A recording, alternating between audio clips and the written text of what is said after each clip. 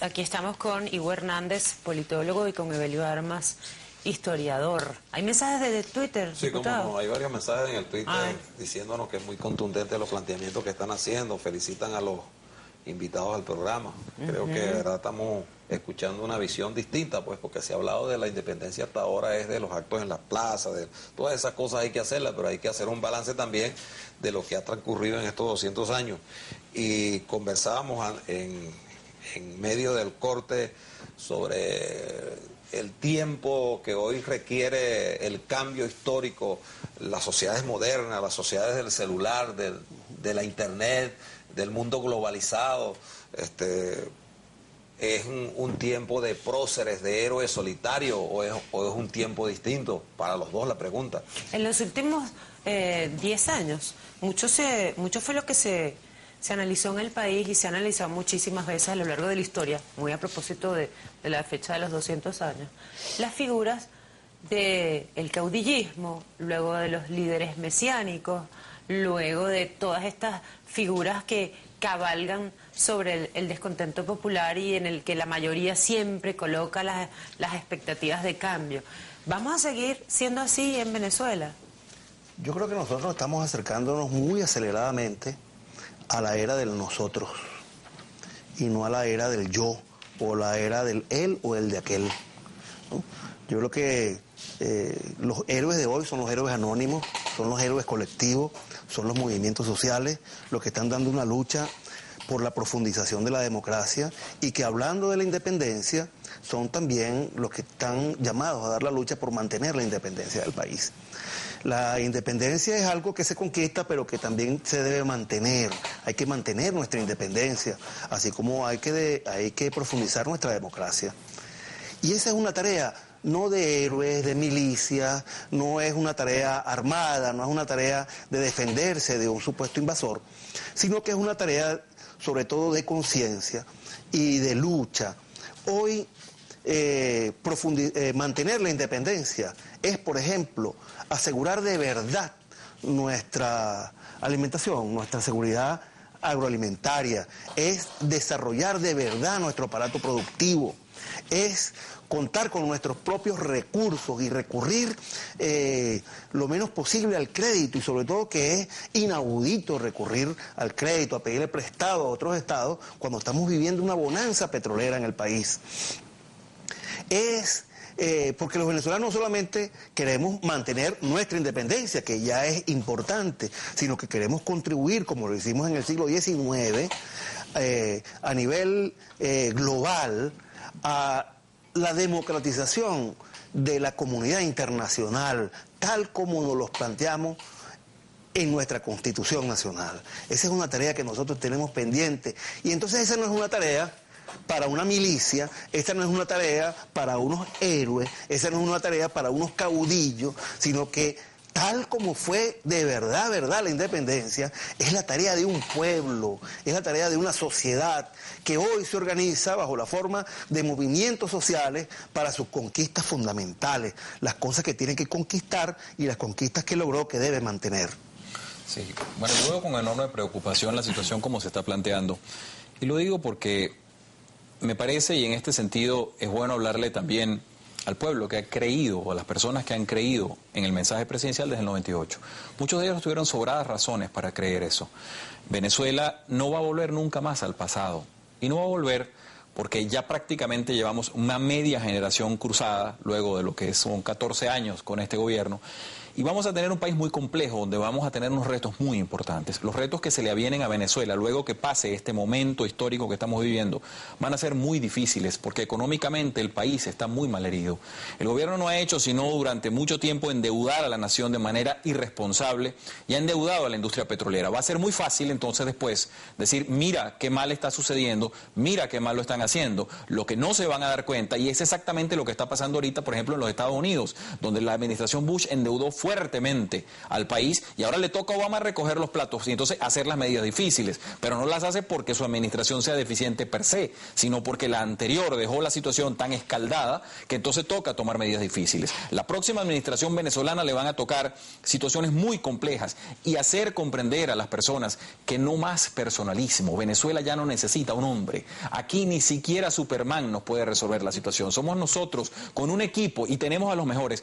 He tenido la oportunidad y la suerte de viajar, amigos televidentes, a algunos países y no ha habido nunca un país donde haya ido al más recóndito, donde no haya topado con un compatriota del que no me haya sentido orgulloso, porque los venezolanos afuera se resbalan en lo seco y se paran en lo mojado. Son impresionantes. Hay gente desde robótica en Inglaterra que ha hecho brazos para la NASA, están en todas las posiciones brillantes. Me van a decir a mí que lo mejor venezolano que podemos producir es este gabinete que nos está gobernando. Pues no lo creo. Estoy renuente a creer que esos sean los venezolanos más destacados. Creo que tenemos gente que puede llevar a este país a una situación en la cual volveremos a tener protagonismo en Latinoamérica como una vez lo tuvimos, y no para dar risa, sino para que se nos tome en serio. No es para producir regionalismos sostenidos en base a la regaladera del petróleo, sino para producir tratados comerciales con los países donde vamos a tener fuerza y voto con nuestra voz. No se nos va a permitir entrar simplemente porque conviene tener allí a alguien que, caso de que el petróleo suba, hay que tenerlo para que nos dé los barriles. No, vamos a tener gente, repito,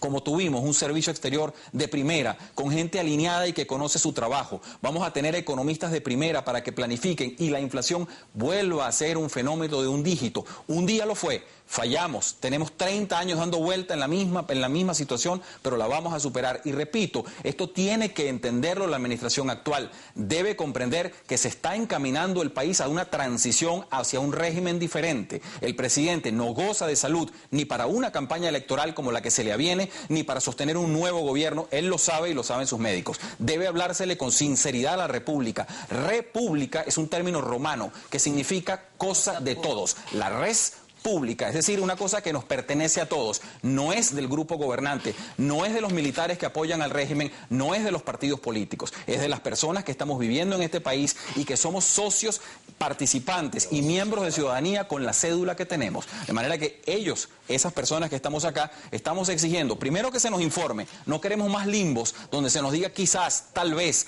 un absceso pélvico. ¿Qué es un absceso pélvico? Háblesenos con propiedad y díganos qué es lo que tenemos, porque nuestro futuro va en ello. No es el futuro de los demás, es el nuestro. Vamos a revisar unos mensajes que nos están llegando a través de nuestra cuenta Twitter, @Globovisión. Dice Johnson González, muy buenos los análisis de esos invitados, excelente el día de hoy. Otro dice, tremendos invitados, creo que es el momento de pensar en Venezuela y no en personajes. Juan Carlos también, por otro lado, escribe, o sea que el pueblo no participó en la batalla de Carabobo, no participó en la guerra federal. Es una pregunta que hace Juan Carlos. Y yo quería agregarle otra inquietud. El día de hoy hubo una cadena breve donde se mostraba un acto de respaldo a la fuerza política que encabeza el presidente de la República, y escuchamos varios discursos. Es un evento de la juventud. Escuchamos varios discursos donde se mostraba preocupación precisamente por una independencia de Venezuela amenazada en pleno siglo XXI, y eran jóvenes venezolanos quienes hablaban de esto, vuelta a hablar del Che Guevara, de Cuba, en fin. ¿Qué pasa con esos venezolanos en donde el proyecto político que hoy está en gobierno ha encontrado un caldo de cultivo? ¿Qué vamos a hacer con eso? ¿Por qué ocurre eso? Si me permiten... Yo quería ampliar un poco la pregunta en el sentido de que, además de ese alto grado de populismo y de clientelismo que el Estado venezolano ha inyectado al desarrollo de una supuesta generación de relevo, que no es verdad que se está formando conforme a los métodos, a las luchas, a las prácticas y a las nuevas tecnologías que requiere el mundo, más allá de las ideologías. ¿Cómo resolver ese asunto? ¿En qué tiempo? Para lograr un cambio, porque si estamos en un proceso de transición, ese cambio va a ocurrir. Yo quisiera darle la palabra al profesor, pero antes aclarar un punto que Juan Carlos, quien nos hizo esa participación, dejó sobre la mesa, y me parece muy prudente. Juan Carlos utiliza una categoría que yo quisiera a los amigos televidentes siempre que la tomen con la mayor pinza posible: el pueblo. ¿Qué es el pueblo? ¿Quién es el pueblo? Si uno le atiende a las vallas, decían, Chávez es el pueblo. PDVSA es del pueblo. Entonces, bueno, PDVSA es de Chávez, decía uno, por el silogismo sencillo. El pueblo es una categoría deforme, no existe como fórmula. ¿Quién la hace? Trata de generalizar una idea. El pueblo no hizo la independencia. Uno de los más grandes escollos que tuvo que transitar el Libertador aquí fue convencer a la gente que valía la pena la independencia, porque aquí había muchísima gente que le convenía, y esto no era una lucha de clases, como pretenden algunos marxistas extraviados hacer ver, que especie de zambos contra pardos, y todo eso sucedió fue en Haití, donde los negros sacaron a los blancos. En Venezuela no pasó eso.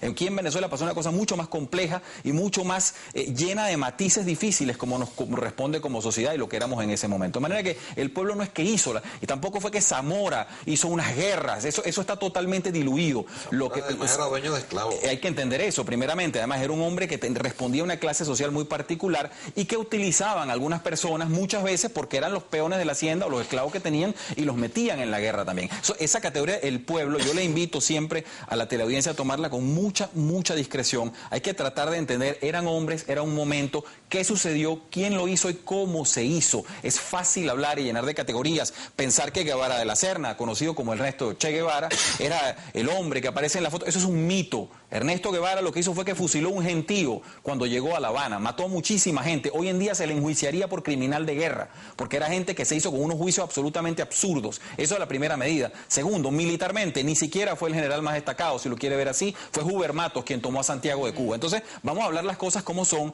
con conocimiento, porque repito, Venezuela se va a abrir camino es por el conocimiento, no por los mitos, no por las leyendas, es por nuestro conocimiento. En una, Evelio, para ampliar un poquito, en una reunión que estuve de la Internacional Socialista, que no tiene nada que ver con esta locura que se desarrolla en el país, es la organización más grande de partidos del mundo, donde está desde el partido de Nicaragua hasta pasando por el movimiento de Tony Blair, decía un historiador, un dirigente, hace 30 años no nos imaginábamos aquí que pudiéramos tener un aparato en nuestras manos con el cual pudiéramos hacer todas nuestras operaciones de aquí. Y lo que el gobierno trata de poner a esos jóvenes que decía María Elena es un mundo de la época de las cavernícolas de Trucutru frente a un mundo que hoy que no tiene nada que ver con eso.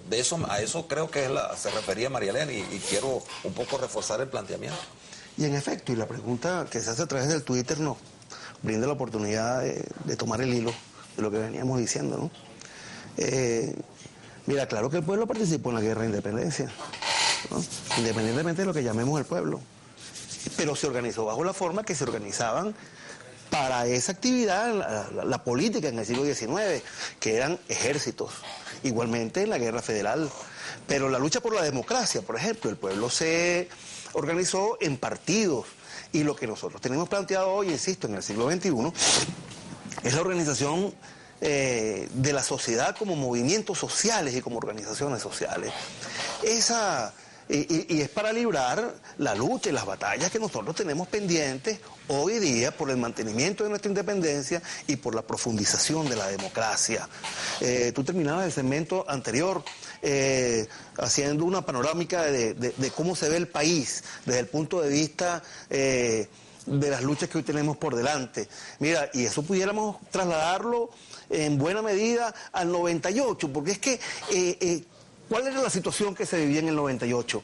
Que el movimiento popular venía empujando, estaba en la calle con una serie de luchas, eran manifestaciones, eran un enfrentamiento permanente con el Estado, con el gobierno, etcétera, etcétera, ¿no? Bueno, y resulta que las consignas del 98 son exactamente las mismas de hoy.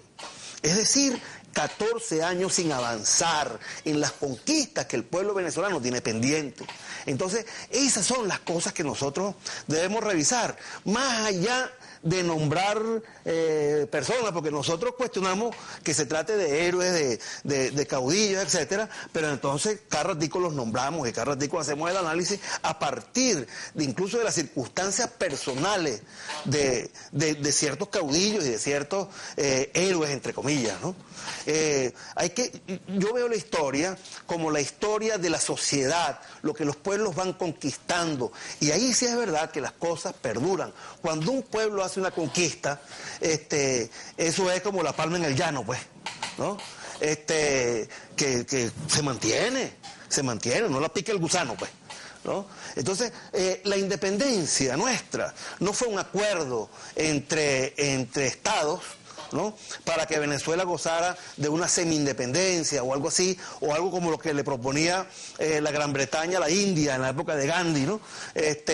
Bueno, te doy la independencia, pero no te la doy, entonces tú eres independiente, pero sigue bajo la dependencia, y entonces nombramos un gobierno indio, pero encabezado por británicos. Ese era el tipo de cosas que se planteaban. ¿Y qué hicieron los hindúes? Se organizaron en ejército, como en el siglo XIX, y libraron la gran batalla, y se conoce a Gandhi como un general, como se conoce, por ejemplo, a Simón Bolívar, como se conoce a Napoleón. Pues no, ¿no? Fue un movimiento social importantísimo, fue un movimiento del pueblo hindú, a eso que llamamos al pueblo, pues, que es la gente que se une por una cultura, que vive en un territorio, etcétera, etcétera, ¿no? Yo creo que el panorama está bastante claro. Vamos a ir al corte. A mí me gustaría que al regreso revisáramos qué es lo que tenemos por delante, cómo vamos a hacer con ese sector de la población que todavía le da espacio a ese socialismo del siglo XXI, sin a lo mejor saber qué es lo que significa, que le da espacio a un proyecto de gobierno que para otra parte del país está absolutamente obsoleto. ¿Cómo vamos a construir una siguiente etapa que incluya a todos esos sectores? Y nuevamente piden el Twitter de Ivo, que una vez gratamente estuvo entre nosotros, y piden el Twitter de Evelio a través de mi Twitter. ¿Cuáles son los usuarios de cada uno, Evelio? Profesor. El mío es @EvelioArmas. @EvelioArmas. Muy sencillo, es @Ivo con B pequeña, Ivo Caracas. @Ivo Caracas. 6:43, regresamos en minutos. ¿Aló?